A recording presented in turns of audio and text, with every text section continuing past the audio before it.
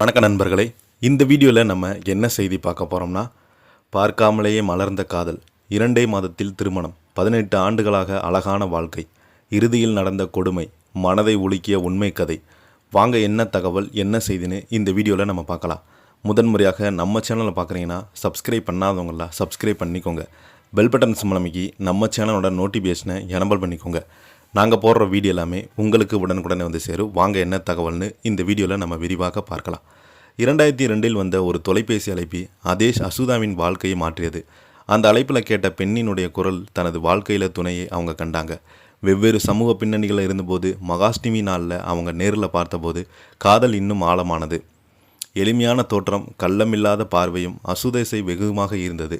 அரசு விரிவியாளராக பணியாற்றிய போது எந்தவித கர்மமும் இல்லாமல் பழகிய அவர் அன்பில் அசுதேஷ் முழுமையாக ஈர்க்கப்பட்டார்.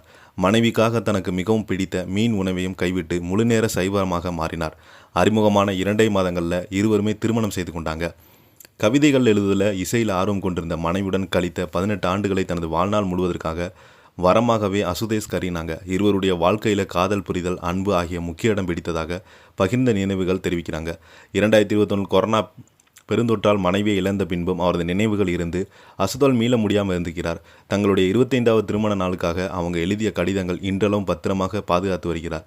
அந்த கடிதங்கள் அவங்களுக்கு கடந்த கால வாழ்க்கை மீண்டும் நினைவூட்டும் பொக்கிஷமாக இருக்கிறது. மனைவி மறைந்து ஆண்டுகள் கடந்தாலும் அவங்க நினைவுகள் அசுதேஷின் அன்றாட வாழ்க்கையில் தொடர்ந்து இடம் பிடித்துள்ளது. அடுத்த பிறவிலும் அவரை தனது மனைவியாக வர வேண்டும் என்ற அவங்க ஏக்கம் அசுதேஷினுடைய காதல் எவ்வளவு ஆழமானது என்பதை வெளிப்படுத்துகிறது. எக்ஸ் தளத்தில் பகிரப்பட்டுள்ள இந்த வாழ்க்கை பதிவு காலத்தை கடந்து தூய காதல் குறித்து நெகிழ்ச்சியான நினைவாக பலரது கவனத்தை ஈர்த்துள்ளது. இப்போ பார்த்தீங்கன்னா இந்த செய்தி சோசியல் மீடியாவில் வைரலாகி வருது. இதை பற்றி நீங்கள் என்ன நினைக்கிறீங்க? கீழே உள்ள கமெண்ட் பாக்ஸில் மறக்காமல் பதிவிடுங்க.